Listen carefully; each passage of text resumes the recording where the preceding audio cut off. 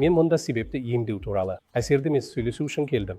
Сондықтан біз ортопедиялық хирургтар операциялар жасауға үйретілгенбіз. Бірақ біз диагнозды дұрыс қоюға да үйретілуіміз керек.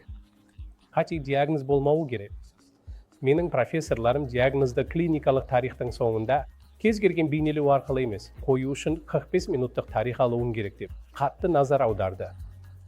Бізді осылайша үйреткен, және біз диагнозды тек клиникалық тарих алу арқылы қоямыз. Сонымен қатар, біз кез келген қызыл жалауларды іздейміз, мысалы безгегі жарақат және ТБ. Біз қызыл жалауларды іздейміз. Егер қызыл жалаулар байқалса, біз бірден бейнелеуге көшеміз.